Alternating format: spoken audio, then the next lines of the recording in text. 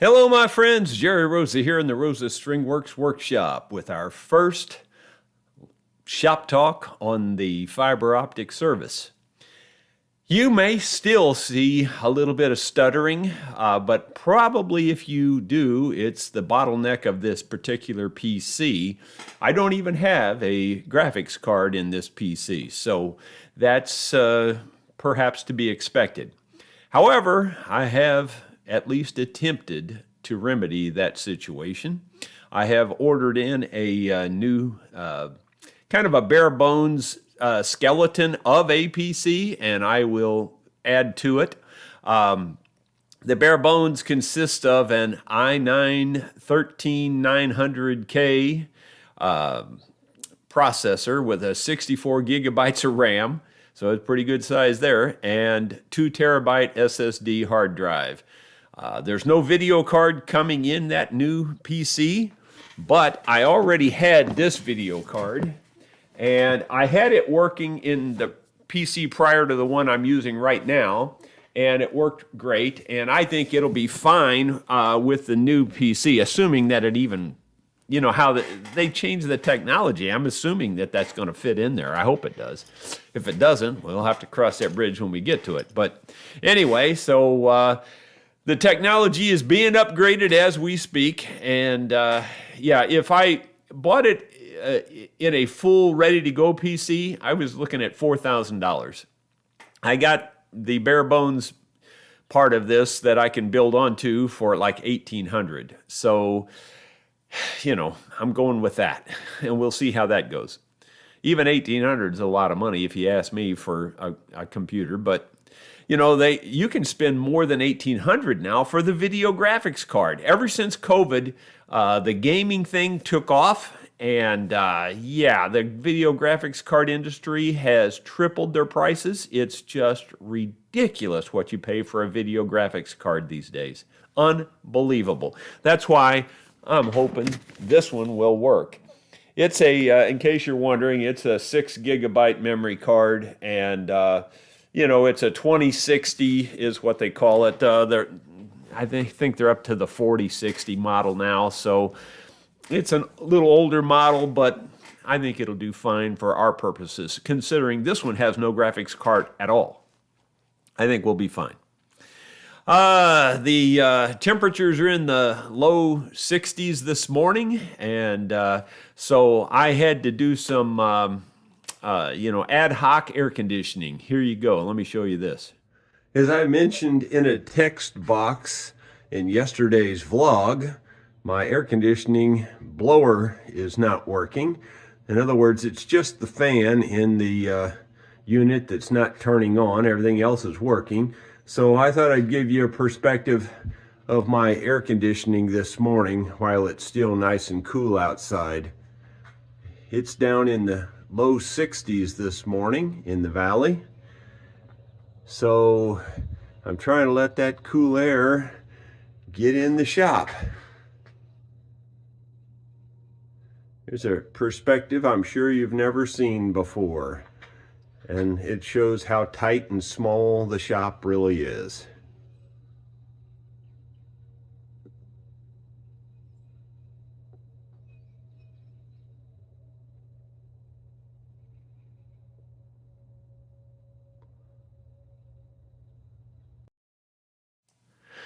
Yeah, that's probably the one comment that almost everybody makes when they come here and they actually see it. It's smaller than it looks on video. Yeah, well, it is. It's just a small two-car garage. It's really, it's about the size of a small two-car garage. And I say small, it's I don't know. There's smaller garages, but a 24 by 24 is about what this is. The furnace blower is still broke. I did call a furnace repair guy that put in our two big AC units up at our main house, and he thought he might make it out yesterday afternoon, but he didn't show. At least I didn't see him. And anyway, he may be out today. You never know. It might even interrupt the shop talk this morning if he shows up. But we'll put him to work and then get right back to business here if that happens. I tested my internet speeds this morning, and I only tested it once. And on that test, it was 893 down and 490 up. Now, the 490 was a little lower. Typically, they can be about the same. So, that was probably just at that moment when I tested it.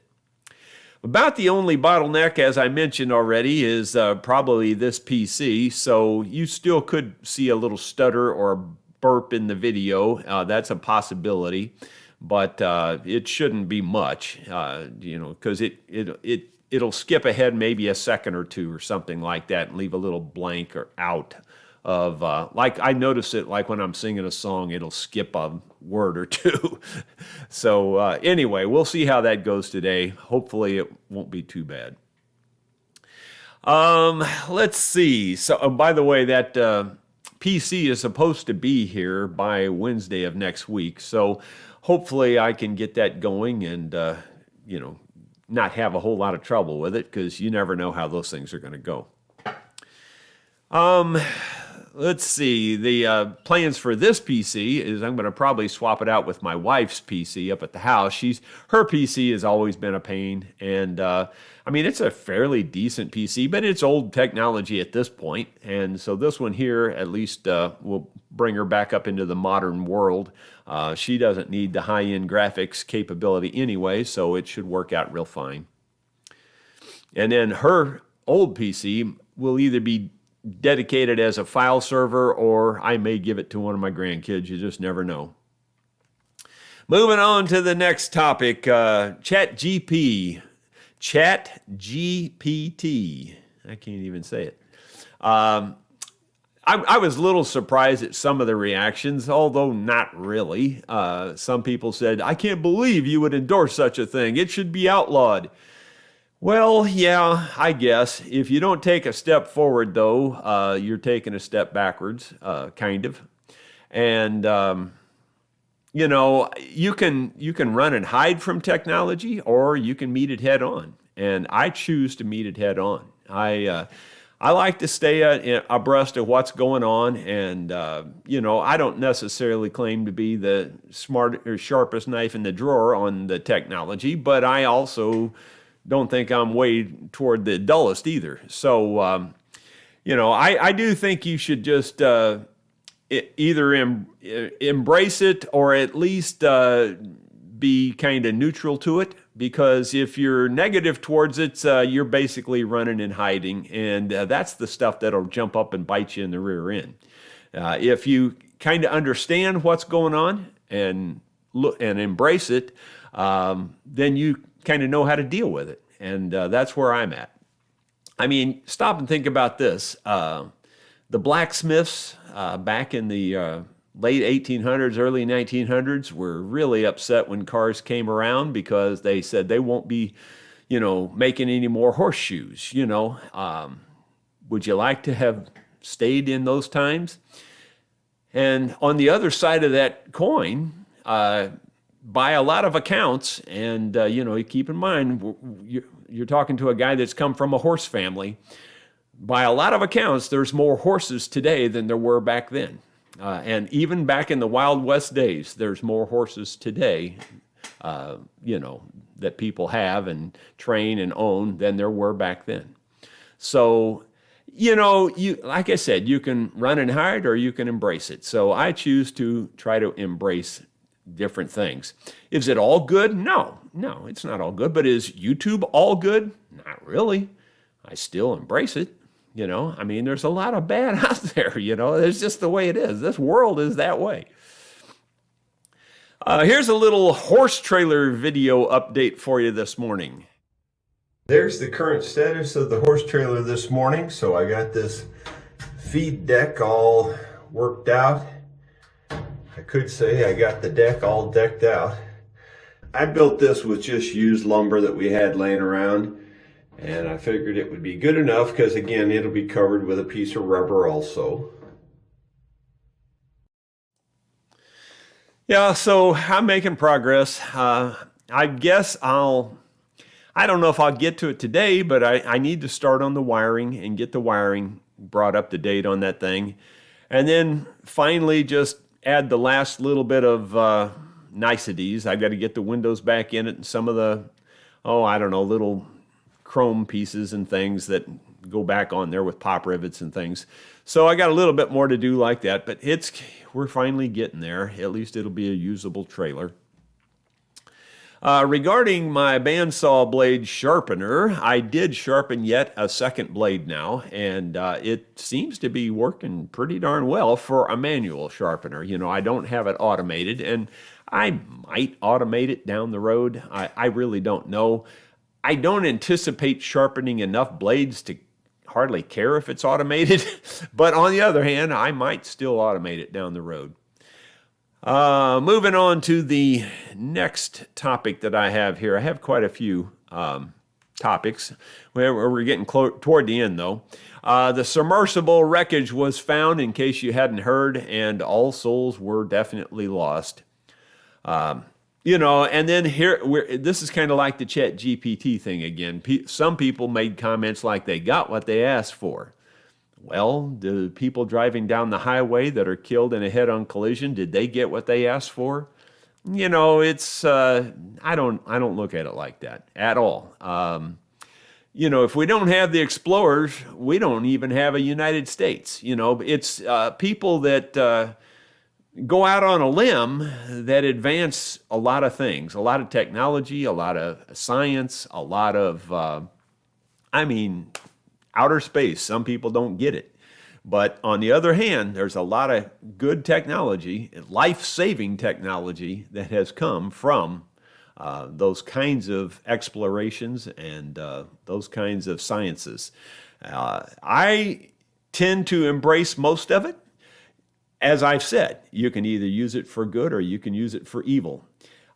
Since some people can use it for evil, I choose to know how it's going to be used. So that's why I embrace most of these things. Moving on to the next thing. Go on to a little better news than the submersible wreckage. The only other thing I'd say about that wreckage, and I don't say this to be graphic or anything, I just think that people don't understand what they're dealing with that kind of thing at those kinds of depths. I really have trouble wrapping my head around shredding that thing like it got shredded with an implosion. You know, I think of an implosion as going inward, you know. You'd think it would just crush into like a little aluminum ball or something, but apparently the force is so great that it shredded it. And, by one account, by I think one of the admiral's accounts, there would be no bodies to find. Yeah, I can't even imagine. The only saving grace with that is that it was instantaneous. I mean, they didn't even know what happened. It just, 1 second they're there and the next second they're gone. It's just history. Yeah, it's amazing. I can't even imagine those kinds of pressures and things. Would I go down there? I mean, I'll embrace technology up to a point, but I wouldn't go down there. There's not a chance. Now, I would go to outer space if I had an option for that, but that's just as bad, really. It really is. But anyway, let's see. The better news, or the better topic to go to next, is the band will be doing a live performance on the last Thursday of every month at 7:00 p.m. Central Standard Time. So please mark your calendars. I've already marked my Google Calendar with a recurring, deal that a recurring appointment, I guess you'd say. And you can do that as well. You can go into Google Calendar and set it up as the last Thursday of every month as a reminder. And I even set several reminders. For myself, I set a week ahead a reminder so that I, kind of know it's coming, and then a day ahead a reminder, and then an hour ahead reminder. So I set several reminders for myself, because my problem is I get so busy, I just forget to look at the calendar even. But with having my phone on me there, it'll beep or something, and typically I'll catch that, even though sometimes I still miss it. So anyway, I also put in the title at the last minute that I was going to do a little tool review, and I think this could be very helpful for a bunch of people to have this tool review. Some folks, I mean, a lot of folks are not into the tools and the use of tools like I am. I've been into them my whole life, not trying to brag or anything. I'm just explaining that this is just a way of life for me. Been doing it since I was a kid. And one of the things I learned as a kid, my dad told me, he says, when you're buying a hand tool, son, you look at the amperage. You get one with a good amperage rating. And he's right. I have to, after a lifetime of doing this and buying different inexpensive hand tools, if you can afford the one that has the higher amperage rating, that's the one you need to go with. Let me just give you an example here. I bought this quite a while back. Now this is why I wanted to talk about the Master Force brand. Actually, this is from Menards. I'm sure not everybody has a Menards around them, but if you do, I took a chance. I think this was the very first Master Force tool I bought. And you can see this looks just exactly like my Dremel, just a different color. I'm going to compare those two specifically in a minute. But after buying this, I thought, hey, it seems to be pretty robust. I'll try an angle grinder. So I bought this angle grinder, and I'm trying to remember what amperage this is. This is 8 amps, which is considerably more than most of my other angle grinders. And I'm telling you, this thing's got it. I mean, it works great. Now you can see the wheel I have on here is it's the rasp for shaping wood. And you might say, well, you're not carving instruments anymore. Well, you need that. Well, I used it yesterday on the horse trailer. Where we tie the horses up there, that new lumber I put in there was much thicker, and I had to rasp out an area where we tie the horses there so the rope could pass through. And this was the perfect tool for it. I've used it quite a bit also on just, with regular cutting discs and things, and very good tool. I'm really amazed with it. So Master Force brand is not a bad brand, but watch your amps. In fact, I just bought this tool yesterday. Well, I guess it was day before yesterday. My wife said we need a new, orbital sander, and the one I had, this one here, this Rockwell, this thing has been killer. I mean, I love this thing. It was great. But what happened was the center broke out of this. And it's kind of destroyed. I didn't look to see if I could buy a new center for this because the truth of the matter is the support for these has dropped off. And I think they went out of business making these or whatever. They don't make them anymore. So I didn't even bother looking for a center on this. I should have, probably. And I don't think this one's repairable because it's actually kind of cheap made, unfortunately. It's kind of a foam rubber type stuff. Well, anyway, make a long story short, I had to find a replacement for this or fix this or something. So I was at Menards the other night and I saw this. And by amperage comparison, this outdoes all the other ones. I mean, Bosch and all of those. So I bought this one, knowing, kind of already having some experience with this brand.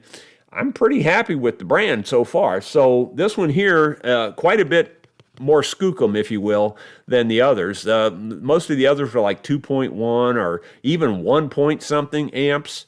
Well, this 3 amp, it'll have the power. So that's why I bought it. I haven't even opened the box yet. I will give you a comparison here, though, a fair comparison. And I think there is a little difference here. Now, these both have a rating of 1.6 amps. And for a hand tool like this, 1.6 amps for this kind of tool, 1.6 is pretty good. And they both have that rating. But I still think the Dremel outdoes this a little bit. So here's a sound comparison. Here's the Dremel.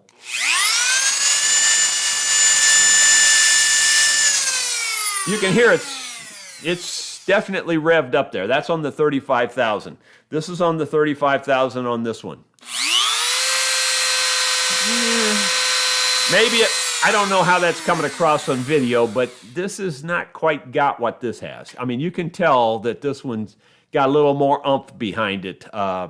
it sounds like this one's actually going faster to me than this one. But on the other hand, Caleb used this the whole time he was in the shop here, and it worked great. And so it's a good backup for this one. In case this one ever dies, I'll have this one. But anyway, and I still use those two, even though I'm not working on instruments. I still go to them for all kinds of small projects here on the farm. But anyway, so that's my advice to you. If you're out, and you're comparing little power hand tool type power tools, then look at the amperage and seriously go with the amperage, and you'll be happy you did. Often you can buy a higher amperage at a lower cost sometimes just because of the different brand name and stuff. Doesn't mean that every brand, off-brand, is going to be good, but this particular brand, this Master 4, seems to be pretty good. Well, that's it. That's my discussion for this morning. We'll move into the questions. I do have quite a few prepared questions, so let me find that here. I got to find the right thing to click on. There it is. Okay. And we'll start at the top here, and the first username is the @Muffin2010. It says, "Are you getting more views now that you've stopped guitar repair videos?" And I'm starting to get that question, and I'm also getting quite a few comments, and kind of negative comments, and even negative emails. And some people say, you need to stick with instruments because that's what made you on YouTube, and all this kind of stuff. And I just say to them, but do you realize that my biggest video ever, over 1 million views, is on my sawmill? It has nothing to do with musical instruments. And here's the other comments that I've been getting lately are, I'm out of here. I came here for the instruments. I'm out of here. I don't care anything about your farm stuff. I'm out of here. Well, here's the way I look at that. I gave you 9 years of dedicated service. Pretty much, as more videos probably than just about anybody out there on musical instruments.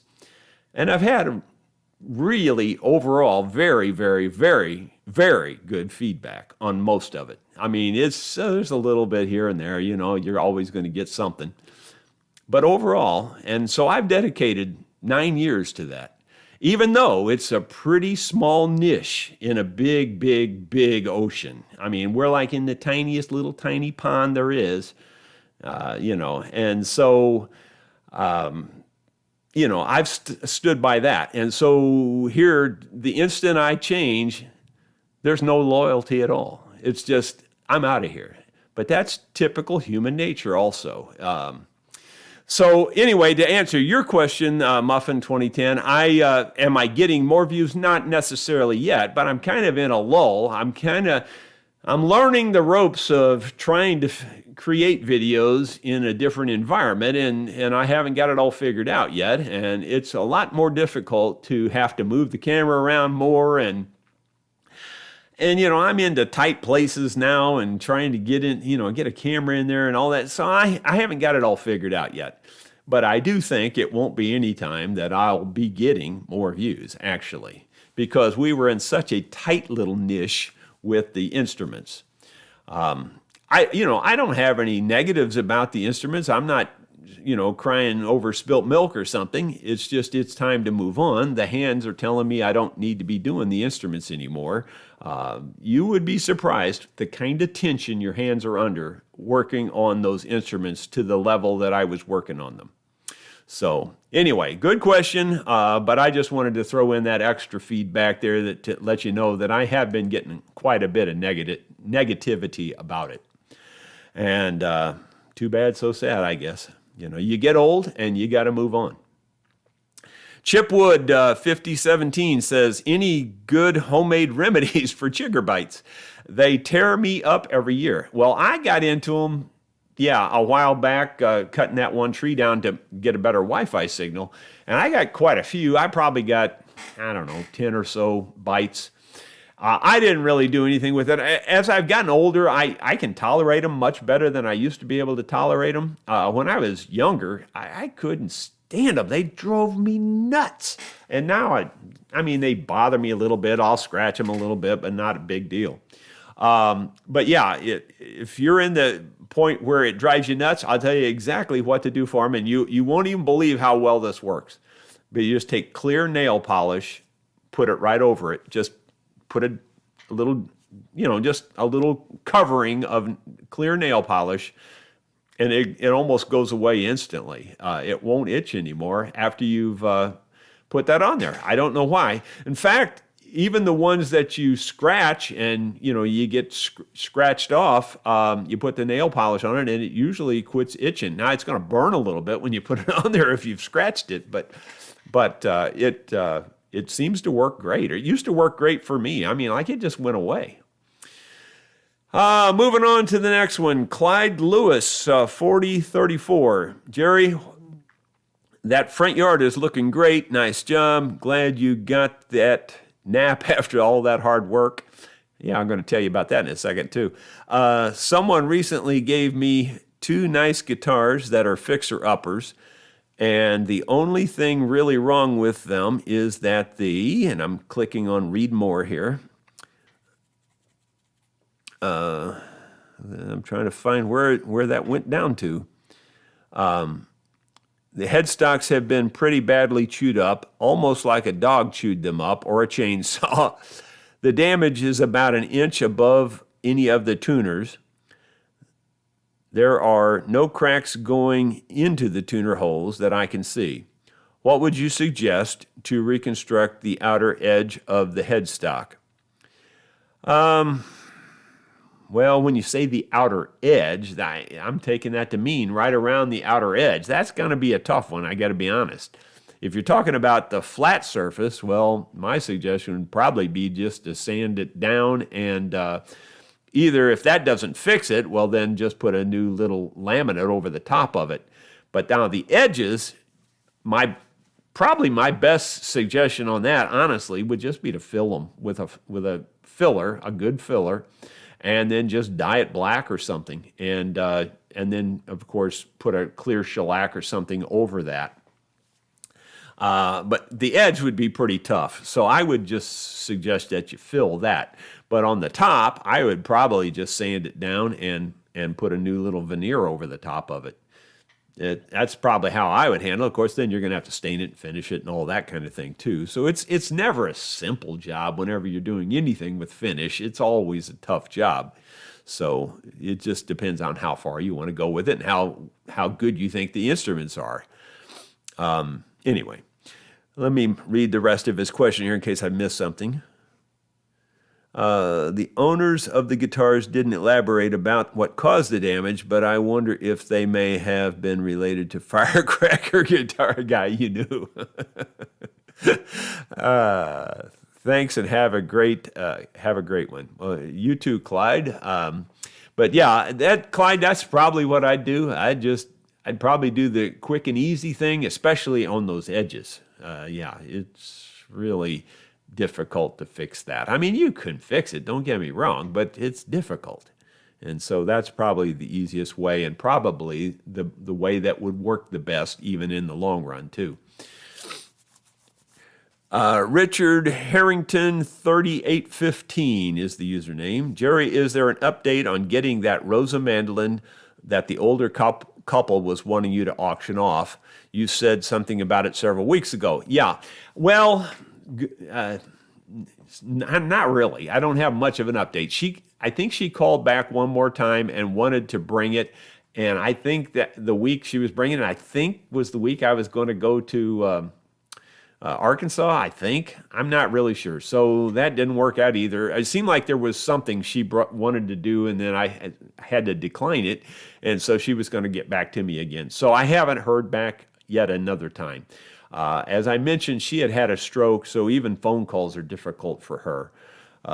But assuming we get that here, I probably will have to rework that mandolin. I got to be honest, that was I think that was the first handmade mandolin that I sold commercially. Now, I had sold one before that. That was a kit. But I think, and quite honestly, I'm not overly proud of that particular mandolin. I'll be just honest with you. I need to work on it. I know that the neck angle is not the best on it. Otherwise, it's a fine mandolin. But the neck angle, I know, needs some work. So I probably will work on that when I get that mandolin before I auction it off. I want to make it as good as I can make it. Moving on to the next thing. We'll just have to wait and see when that happens, by the way. Aletha Chris, 9308. Aletha makes quite a few comments, and I appreciate them. She's a very nice lady, you can tell. Who is the little pony horse? Thunder. What a cutie. Cute little girl, too. Yeah, Maya was riding Thunder. Thunder's been around for quite a while. When Thunder was pretty young, he got his, you couldn't tell it in that picture that I posted yesterday, but he got his neck caught in a gate, and I guess he did it overnight, and we found him the next morning, and his head was messed up. I mean, messed up really bad. And we got the gate off. It was hard to get the gate off of him, a metal type gate. And the poor pony, he's got a crooked head. I mean, like his head never gets like this. It never gets straight. It's kind of like this all the time. You know, his head grew that way. I mean, his neck muscles and stuff. So, but he's still a real gentle pony, and he's a real good little pony for all the kids. All the kids get to ride him. And he's way over fat. I mean, my wife, she can't resist feeding horses and feeding and feeding and feeding. And, to their demise, really. I mean, especially ponies, they can founder so easily. As far as I know, he is not foundered at this point, but he's not far from it the way it looks. And I keep trying to caution her about that, but stuff happens. Donna E01, it looks like, or at Donna E01 is the username. Hi, Jerry. I really enjoy the channel. I look forward to your vlogs. You might think this is silly, but I am always interested in what t-shirts you're going to have on each day. I was wondering if you could share with your viewers. Yeah, I try to remember to do that, but I always forget, just like this one here. You can only see part of it. I realize that. But the one I had on yesterday was something about, I think it was yesterday, it was the one that said duct tape, and it says it can't fix stupid, but it can muffle the sound. That's one of my favorites, really. Because, yeah, so many times I wished I could have used it to muffle the sound. This one was from a user in Europe, I think. I mean, I said user. I meant a viewer. This was from a viewer gift, I think in Europe, and it says, I can't hold, everything's backwards in this goofy camera, so I get totally confused. It says, luthier because superhero isn't an official job title. So, yeah, I'm sorry. I'll try to remember to show you the whole t-shirt. It's hard to, you get so many things going on, and yeah. It's that old thing of when you're, up to your neck in alligators, it's hard to remember you're supposed to drain the swamp, That's kind of the way it is with me. I get so many things going on, I forget all these other things. At Gotta Fly Lee, 5521 says, how did you get the GRSA to grow so fast? Oh, the grass. It's just a misspelling. How did you get the grass to grow so fast? Could never get that to happen on the coast. Guess we have too much sand. Well, my wife is really a plant nut and really a green thumb type person, pretty much a plant expert, really.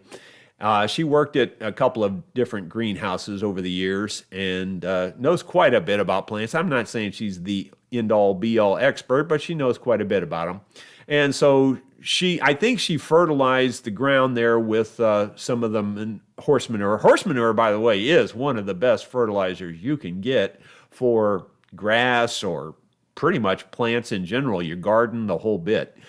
Cow manure is a little bit rich sometimes and a little hard to spread too, honestly.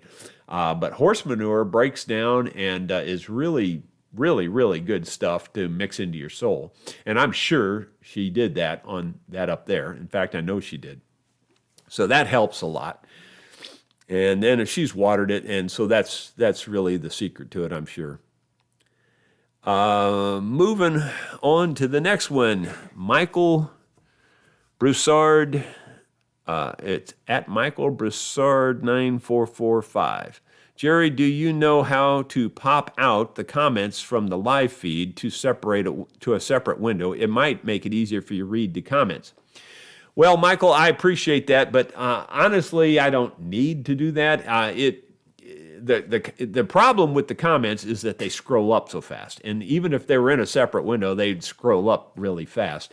And they are technically in a little separate side panel window here, and they're not tiny or anything. I can see them. They might be tiny to some people, but I've got pretty good close-up vision, so that I can see them just fine.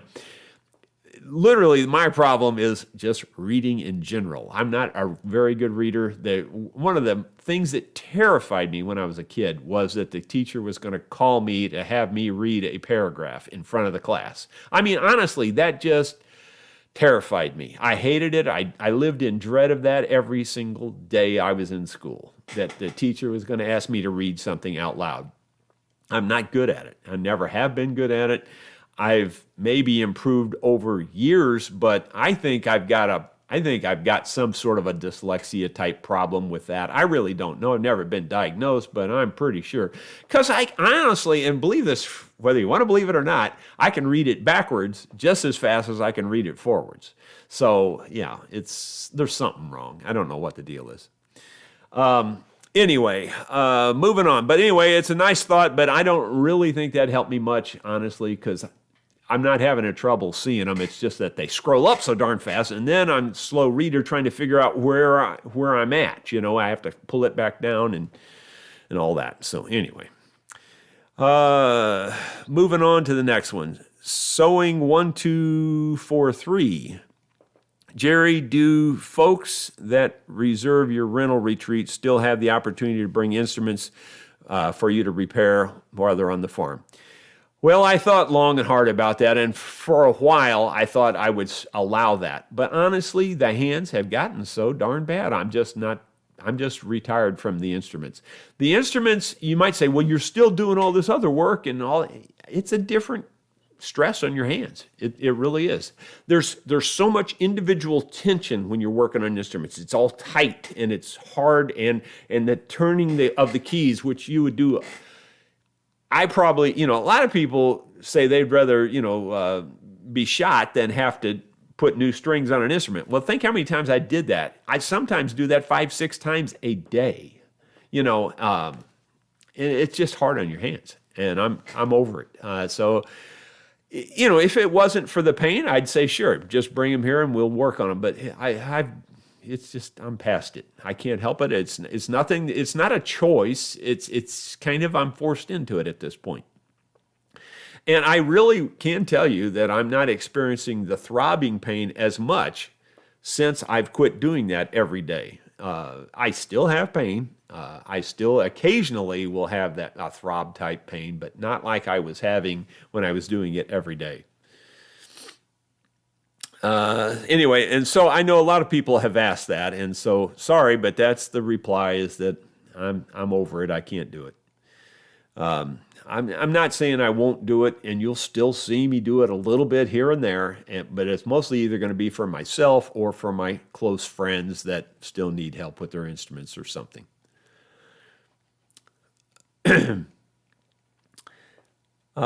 next one is Skatishda 8414. I can't wait to see what you do with those stumps. I want to see how you evaluate and figure in the wood. Evaluate the figure in the wood. Again, I can't read. I'm kind of hesitant on that. I'll be honest. I went out there for about an hour one day just recently and took a screwdriver and a chisel and a hammer and was knocking rocks out of things, and there's more rocks in there than I even thought there was. They're everywhere, and they're tiny, and I'm thinking, I don't know how I'm going to do it. I'll get it done eventually, but I'm still working on cleaning them up at the moment, and I'm trying to get rid of all that because, you don't possibly realize that that blade's spinning really, really fast, and there's, I don't know how many teeth on that thing, but probably a couple of hundred teeth. I don't know if there's that many, but there's well over 100 teeth. I'm pretty sure of that. And they all hit the same thing that fast. So just that fast, they're all dull. So that's why you got to get those things cleaned out pretty good. And that's why I wanted to use an old blade rather than a brand new blade. But anyway, I'm excited to see what we do with that too, to be honest. One of them's got a big burl knot on the edge, and hopefully we can do something to make that look cool. And, like I said, I want to build a couple of rifle gun stocks. I don't hunt as much as I used to, but I still got a couple of rifles that have those plastic stocks, which they don't do much for me. I would like to build a nice looking burled walnut stock, and I think it would be really pretty, and it would be something you guys could see, and it would, something we could show on video. Moving on to the next one. Charles Salkowitz, 3216 says, "Hi Jerry, I'm laminating stock for a classic nylon string guitar. Two 1-inch thick pieces of Spanish cedar and a 3/4 inch hard maple, nicely quarter sawn centerpiece. In your opinion, do you think it would be necessary to add 1 or 2 carbon fiber reinforcements, or will the lamination stabilize it enough without the carbon reinforcements? There will be no truss rod. The concern is possible future warping. Also, would multi-thinner laminations work better in prevention future warping? Many thanks." Well, I've got several thoughts on this for you, Charles. I think you're going about it the right way. One of them's more of a question than it is a thought. I'm wondering myself how strong and stable the Spanish cedar is, because I don't know that. I've never worked with that wood. But assuming that you think it's a strong, solid wood, well, then maybe that's okay. But I would definitely put more laminations in the center. Instead of 1 3/4 inch thick piece of maple, I would slice that into maybe 3 1/8 inch thick pieces of maple and sandwich that in between some other, maybe a darker hardwood like a cherry or some other even exotic wood, a hardwood though, not the softwood like the cedar. I would get a hardwood and make if you need a 3/4, well, that's fine, but I would make it multiple pieces of laminate, glue and clamp all that really well. The clamping is the hardest part of that, because you want to get those glue joints as thin as you can get them when you clamp it. So you can't put too many clamps on that. I know some people still say that you're going to squeeze all the glue out, but in my 40 years of doing it, I never, ever, not one single time, ever squeezed all the glue out of a joint. And I have never, to my knowledge, and I swear by this, to my knowledge, I've never had a well-done glue joint fail. Now, I have had a glue joint here or there fail, but I knew it going in that it's probably not going to hold. There's times you'll take a chance and try something. Sometimes they hold, sometimes they don't. And I've had that. But on a something like that, where you're doing a good job and you're getting a good contact and good glue up and good clamping and all that, I've never had a joint like that fail ever. So, just know that you need to clamp it really good and really tight. Don't fall into that other hype about, gotta not clamp it that tight, or, you squeeze all the glue out. Well, yeah, but you're going to leave a glue joint that's thick, and glue is not strong that way. It needs to, I don't know if the right word is molecular bond, but when you get them close together, they bond, and it holds. Okay, this next comment, Bill Dedrick 1914 kind of goes back to one of the earlier comments is you are recently keeping all your videos short, less entertaining. Well, yeah, okay, fine. I've also had the comment, your videos are way too long. Why don't you cut all that out of there? I've had that a lot. So, you can't please everybody. But the first problem with your statement is that I'm not purposely making any videos shorter. I'm trying to, make them the length they need to be. Like for instance, the video that I'm working on presently, which I haven't gotten back to, unfortunately, I was hoping to get back to it by now, is I'm working on the video on building that bandsaw blade sharpener. And I had like 6 hours worth of video in the can, and I'm not very far through that, to be honest with you. So I've got to get busy on that. Hopefully I can get that out for this weekend yet. But that's going to be a fairly long video. It's not like I'm purposely making them short or anything, but I try to make them the length they need to be to tell the whole story. So that's the name of that tune. Zappa, he says, hi, Jerry. I have seen a few luthiers use straight edge from the nut slot to the second fret to check the slot depth, apparently looking at the gap at the first fret. What are your thoughts? My thoughts are, if that's the way you choose to do it, I'm sure it can work. I'm sure it can work. I choose to just do it the standard traditional way because it ain't broke, and it works just fine. Could I learn to do it the other way? Yeah, probably, and it would probably be fine. But I don't really need to do that because it works just fine the way it is. So many of these things are gimmicky and things, and I'm not saying that is, because it does sound like a reasonable option. It does sound like a reasonable option. It really does. And it may be a very accurate, reasonable option. But the problem with it is,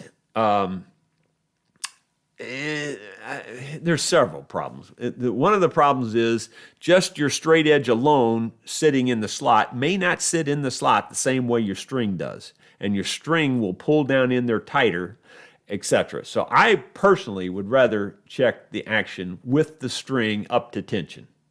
And that's just me. And I'm just going to leave it at that.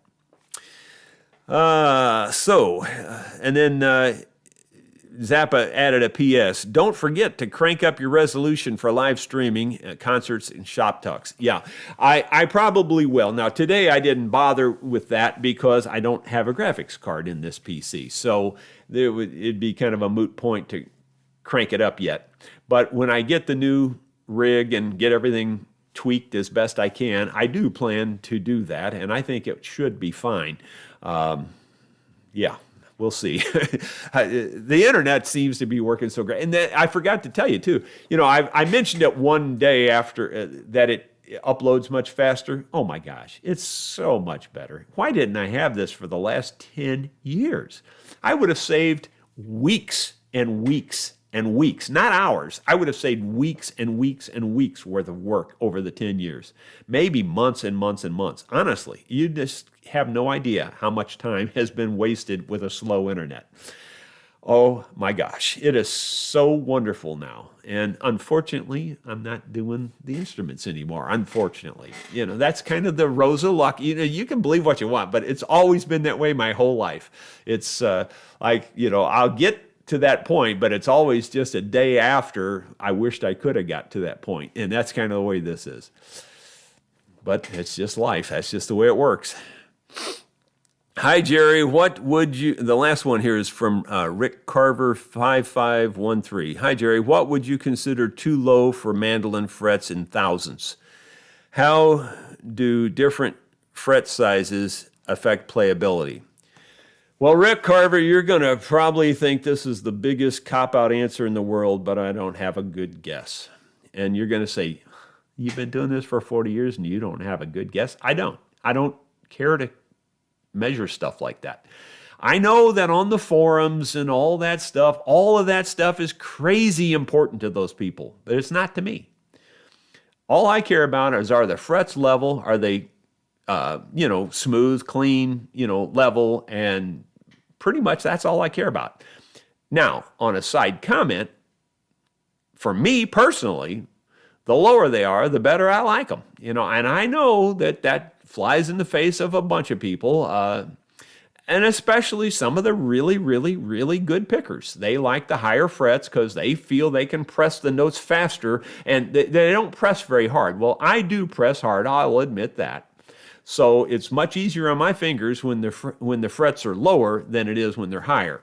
But as far as the actual height, I don't have a good guess. I never check it. I don't care what it is. I just look at it and go, oh, those are too low.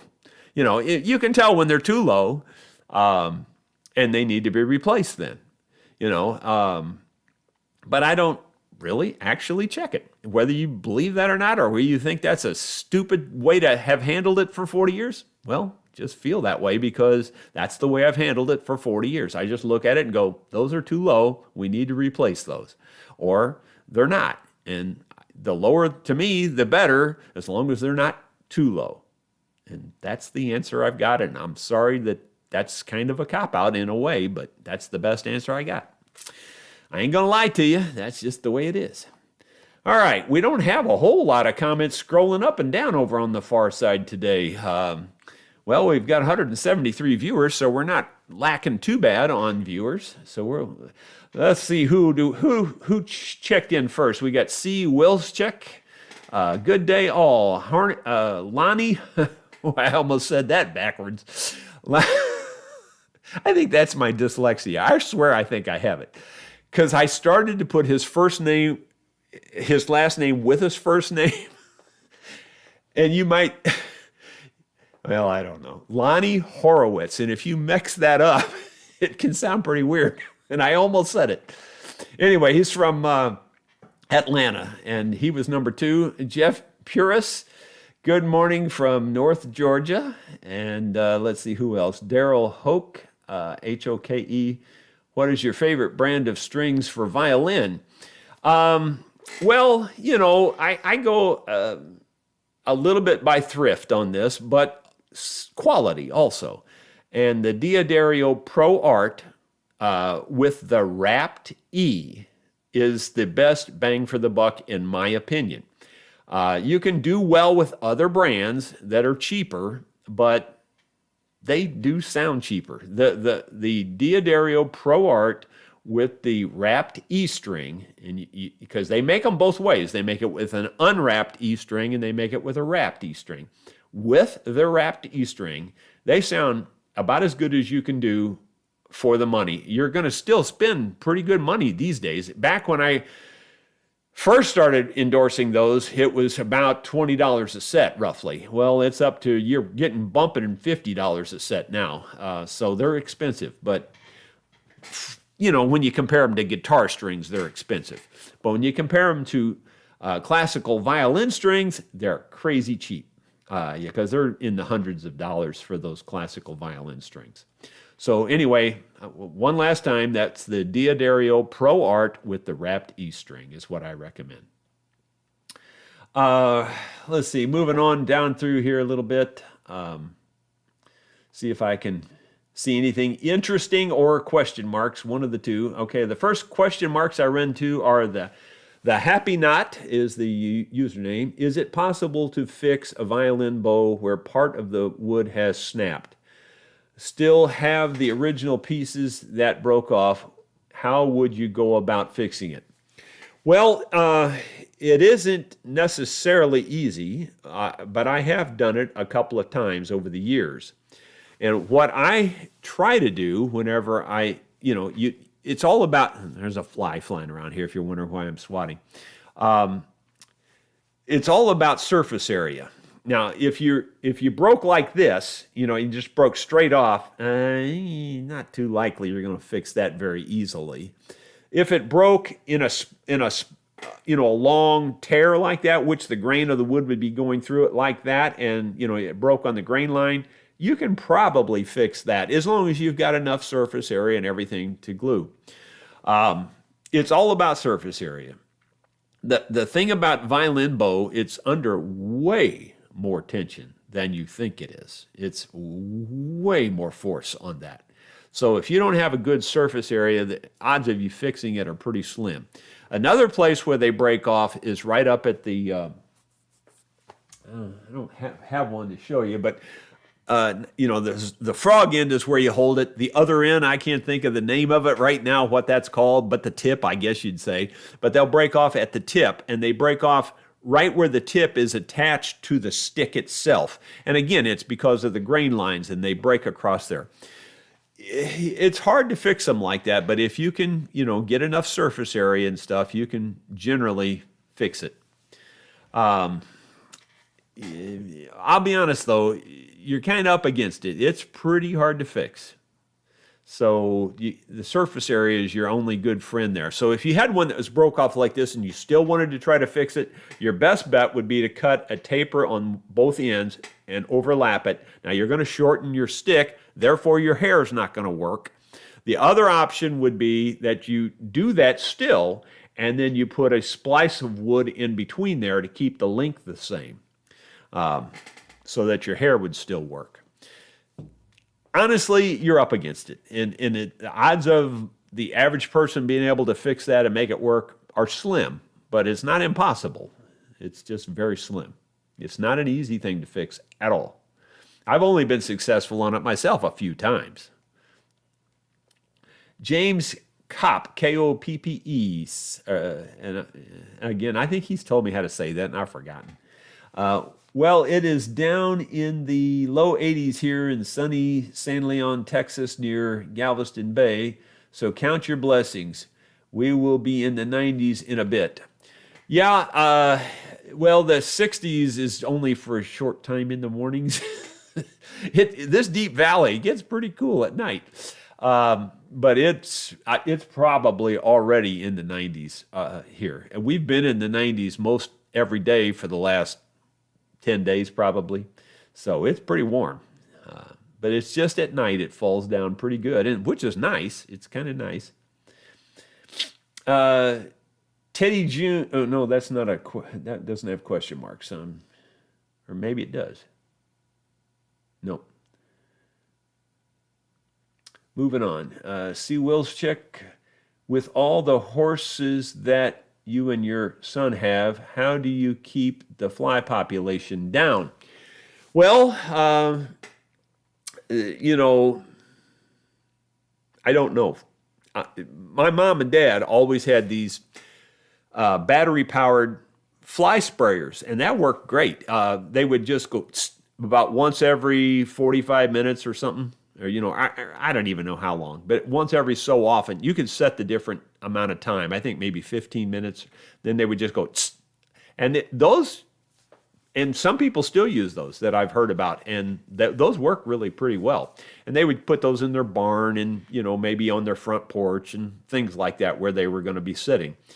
But most of the time now, people use the hang-up, the fly-type paper type stuff that the flies stick to, and they hang, some of them hang in a big flat sheet, or some of them hang in a spiral, and anyway, the flies land on that and they can't get off, so it catches hundreds upon hundreds upon hundreds of flies. It does work pretty well. Now, as far as the big horse flies go, we get inundated with those things, and they drive you nuts. But while the martins are here, they seem to be less of a problem. When the purple martins leave, like last year when the purple martins left last year, it was about a week, and the horseflies were back. And I mean, they were back with a vengeance. So I think the purple martins do a pretty good job of catching those horseflies. At least that's my theory right at the moment. I'm sticking to that for now. I do know that the myth with the purple martin birds is that they eat so many mosquitoes. And that myth was absolutely perpetuated by one guy who was marketing purple martin houses and all these other things that he was selling. And that's where that myth started. And it started up by Griggsville, Illinois, I believe, where this guy's factory was that he built the martin houses and stuff. And Griggsville, Illinois, I think to this day is still the quote-unquote purple martin capital of the world.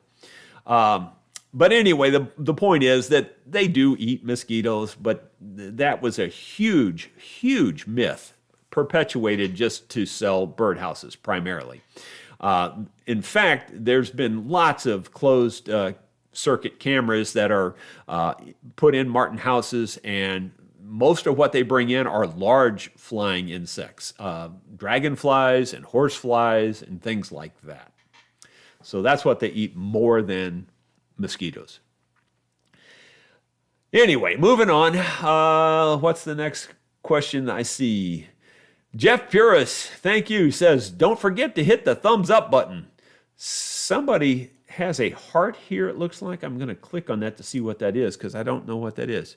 Well, it doesn't really say. I don't know what that heart is representing that's popped up on my screen here. It's the first time I think I've seen that. All right, the next question I see is Martin Langhorst. Did you ever test the wood sheen conditioner from Birchwood Casey to soften the glossiness of True Oil, or do you use another technique to soften the True Oil, like steel wool? Yeah, I use the steel wool, but honestly, I don't find that the True Oil is overly glossy. That's just me, Martin. I don't really see that it's crazy glossy. I didn't really do anything. Well, I don't have that mandolin here that I finished with the True Oil, but it's not glossy. It's more of a satiny gloss, if you will. It's not a gloss. It's just more of a satiny color. But anyway, and you know, you can soften it with the steel wool, and that's probably how I would do it, not using the other product. Chuck Heidbreder, where's a good source for rosewood? What type would you use for a bridge? Well, Chuck, honestly, here, this is probably going to sound like another one of these cop-out things again. If you're on a forum, more than likely they're going to have one that you have to use, that there's nothing else. You know, you got to use this. But for me, almost any hardwood that makes a good sound is a good bridge. So I'm not particular about the type of rosewood, as long as when I click on it, if it makes a good sound, it's a good bridge. And that's the truth, you know, and it doesn't matter what kind of wood it is. I mean, it can be, you know, I'll tell you another wood that makes a good bridge is the Osage orange here in Missouri, but it's yellow. I did make one bridge out of it for one of my friends. They were on a budget thing. They didn't want to spend any money. So I made a bridge out of the Osage orange, and it was awesome. And I dyed it black is what I did in that case. So I don't really have a preference on the rosewood or anything. It's more, pick up the piece of wood, tap on it. If it makes a good note or a good tone, it's a good bridge. And that's kind of the bottom line, Chuck. Anyway, and as far as a good source, I don't have one, honestly. I really don't. When I bought blanks like that, I would probably just go to eBay and buy blanks, or go to Stuart McDonald or the LMI out in California. I have bought blanks from all those places, and that's about as good as I got. Yeah, that's about it. I really don't. I'm sure other people may have better ideas. You can put those in the comments if you would. Help him out there. Moving on. Well, I'm going to read this comment, even though it doesn't have any question marks by it. But MFC says, well, Jerry, it is your channel. I must say I have enjoyed every aspect of your videos, and the variety is, for me, a good thing. Well, thank you very much. I appreciate that. It's not, again, I just want to say it one more time and try to be as clear as I can. It's not by choice that I quit doing the musical instruments. It's not because of the relatively low view counts that I get. I mean, compared to Homestead Horsemanship already, he's circles around me already. He's already up to 70,000 subscribers. Do you know it took me, I think, 8 years to get to 70,000 subscribers? He's at 70,000 subscribers in just about a year. Got nothing to do with why I quit doing the guitars. It's got to do with this. And that's the truth of it. It's got nothing to do with money. I don't care about money. I know some people are going, yeah, right, sure. I don't care about money. I flat just don't give a rip about money. As long as I got enough to pay my bills, I'm one happy guy. And that's all that I care about. And that is the truth, whether you believe it or not. Let's see, moving on. Herschel says, do you have time for your Patreon viewers anymore with all the daily vlogs? I've never honestly spent any time with my Patreon viewers, and I am so sorry about that. I mean, I am. I'm just busier than a cat covering up you know what on a marble table, and that's the truth. I just don't have time. And that's why you'll never hear me say, like you do on all the other channels. And again, it's also because of money. I don't care about money. I don't ever say, please join my Patreon. You'll never hear me say that. I've never said it. I don't think I've ever said it. If I did, I might have said it when I first created the Patreon, but that was the only reason I created it, and I swear to you this is the truth, is because I had gazillion people saying, you need to create a Patreon. You need to create, we want to support you. And so I created one, and then, of course, I announced it publicly. But since then, the only thing I do is put it at the front of my videos that says, thank you for your support on Patreon. We appreciate you more than you know. And that's a true statement. I really appreciate those folks for supporting me. Am I opposed to getting money? No, I'm not opposed to it. I mean, it helps. It does help with all the expenses and all the things I bought and the dozens of cameras I've gone through. I've gone through thousands of dollars worth of cameras. If my wife only knew, she's going to know now because she just saw this. You know, I've gone through cameras. I've gone through, well, trying to upgrade computer equipment to, you know, on a budget, if you will. I have spent gazillions of dollars promoting this channel. I really have. Way more than you would ever think. Is it paying for itself? Yeah, I'm doing pretty well. I'm doing okay. I'm not crying poor mouth at all. But I do kind of feel ashamed for not having supported my Patreon people more. And that's the truth of it. So Herschel, I'm sorry. I just can't get it all done. It's the truth of it. I don't think that's a cop-out. I think most of you know I'm pretty busy, and I am. I don't even have 5 minutes to just sit and think about something. It's like I go from this crisis to that crisis, to this crisis to that crisis. There's just so much to do here. It's just nuts. It's just nuts. But I wouldn't change it either. I enjoy that. I like to be busy. I don't like to sit around and have nothing to do. And this thing must have scrolled like crazy. Where did it go? I've lost it now again. So sorry, guys.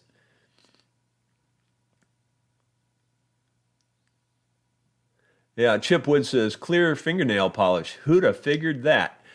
It really works. It really does work. I'm not just telling you it's like some gimmick or whatever. It really does work.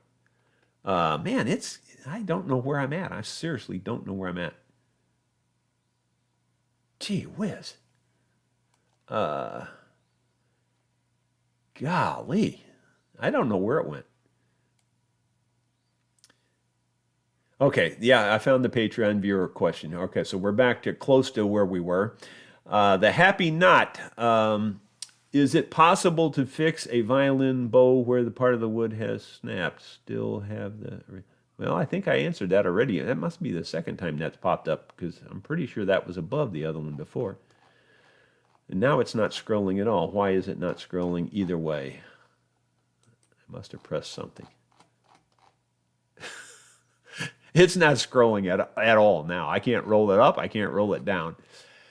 I don't know, guys. Okay, now I can. All right, I guess I did click on something. Man, I don't know. I'm confused. I'm sorry. It's just messed me up big time. Zappa says... Jerry, how goes your computer NAS project? I don't know of a computer NAS project. Am I drawing a blank? You must be thinking of something that I'm not thinking of. I don't have a NAS project that I know about. I don't know. Maybe I'm missing it again. If the questions are slightly out of context, I lose it, boys and girls. You almost need to provide your context when you make a statement like that with me. Chip Wood, clear... Oh, okay, that's the one I read a minute ago. Paul Lanier, enjoying your site and the farm chore topics are interesting to me because I was raised on a farm. A long time ago, he says. Yeah, been there, done that too. Farmers usually have to solve all sorts of issues, that's for sure. Boy, you aren't kidding about that. Zap is asking, do we have much of a bat population? Well, we got a good number of bats here. Almost every evening, I would sit on a deer stand with my bow, and one of my favorite things to do is just as at dusk, it was watch all the bats flying around, and there wouldn't be dozens of them or anything. There'd be 3 or 4, 2 or 3, something like that in the air flying around, grabbing insects, I guess. But we do have quite a few bats here.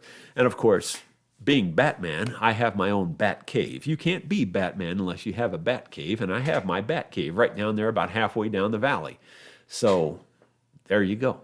I rest my case. I am the original Batman, or the real Batman, I should say. Blackjack guitar, that's abbreviated, but that's what I think that says. That heart, Jerry, is for people to show appreciation. Cheers. Yeah, well, I see it, but it doesn't have a name associated or anything. It's just a heart. And when I put my thing over the top of it, there's like numbers scrolling up the screen, like 100 and things. I don't know how to use it. If I'm supposed to use it, I don't know how to use it. So there you go. Anyway, but yeah, I kind of figured it was something like that, but I don't know what to do with it. Glenn Snyder, will your mandolin course help to learn the mandolin? Yes, Glenn. Again, this is going to sound self-serving, and it's going to sound like I'm trying to milk money out of people, but that's the last thing on my mind. I could give a rip about the money. I mean, I'm not giving things away, because that's kind of stupid. So I don't give things away. But do I think my course is worth the $40? Yeah, absolutely. Or 45 or whatever it is. I think it's 40. But anyway, yeah, I think it's well worth it. And yeah, it takes you from literally how to hold a pick and the different options with holding a pick. I think I even cover a little bit, and all the way up to playing very complicated songs. So yeah, it pretty much covers everything. And I'm going to say, I've always said this, I don't really know, I never actually timed it all out, but I would say there's approximately 12 hours worth of video included that, takes you from that early stage all the way up to playing complicated stuff. So yeah, Glenn, and I wouldn't even recommend it that highly, except for the fact that I've had such wonderful feedback on that training over the years. I'm not kidding you. The feedback on that has been the best of any feedback I've ever got on anything. So there's that. Blackjack Guitar says, Jerry, if you made bat houses, and I have, they will keep the bug population down. Yes, I have made bat houses. Now, have I got any presently? I don't think so. I have made them in the past, though. But yeah, you're right, and I need to do that. I'm sure they're probably living in our barn in different places like that. Bats will find all kinds of they just need a little crack to live in. It's crazy how a bat can get into a little tiny place, but they do. They live in little tiny cracks and holes and things. It's amazing. Jeff Puris, FYI, the feed is looking great. No skipping, glitching, nothing. Best ever. Congratulations. Well, thanks, Jeff. Thanks for the feedback there. I can't tell from this side. From this side, it always looks the same, I can't tell. So that's good. I'm glad to hear that. And I'm pretty sure it's going to be real good once I get the upgraded PC. Blackjack Guitar. Jerry, you should try using castor oil rub on your hands to help with the arthritis and swelling. Well, I'll be honest, I don't think I've tried that, but honestly, I don't expect it to work either. I'm sorry, I just don't expect anything to help it. I don't know. I don't think you can reverse the aging process, is what I say. I'm not saying you can't get a little relief here and there on some things, but honestly, I haven't had one tiny bit of any kind of relief on anything except the vibration. When I vibrate them, that seems to relax them. The meloxicam seems to help. So those two things are the only two things I've tried out of hundreds. And I'm not lying to you when I say well over 100 things I've tried.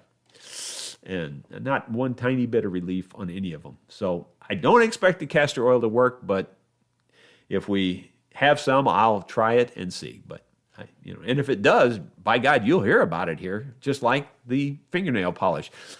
Things that work, I tell you about for sure. There's a gnat or something. He just imploded. Bad joke, I guess. Bad timing on that joke. But anyway, yeah, I think he did just implode. Let's see. Zappo1, Jerry, how is the network area storage project going? Network area storage project.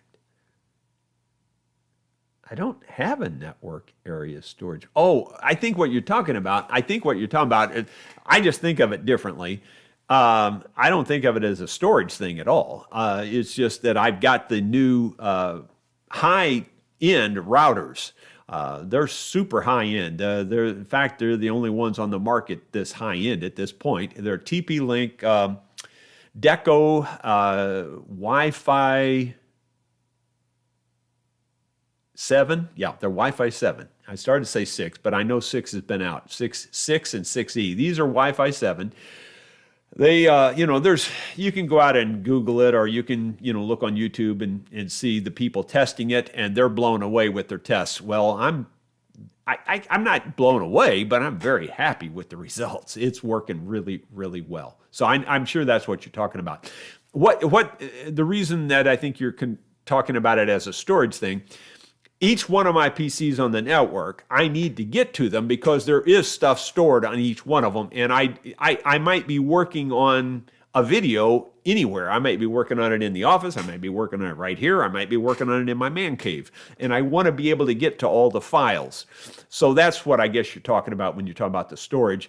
I don't really think of it as a storage issue. I just think of it as an accessibility issue, being able to see all the computers on the network. And this has worked because now it's all on one mesh network. Where before, because of all the different routers that I had to string together, it wasn't very good. I could get it to work for a short time, but it would always do something and cause it not to work. So, but this seems to be working and working very well and holding stable. So I'm sure now that we're on the same page here, Zappa, I think that's what we're talking about. That's it, guys. And let's see we're 17 minutes past the hour already. So I've enjoyed my time with you guys. I hope you've gotten something out of today. Remember, when you're buying power tools, look at the amperage rating. Often you can spend less money and get more for your money by the fact that you're buying a higher amperage tool. Seriously, check that out when you're buying them. That's going to be it. Thank you so much for being so kind to me. I really do appreciate it. We will see you at least by Monday, and I'm hoping to get a big video out for you this weekend, but I can't even promise that because I've got a lot of work to do on that yet.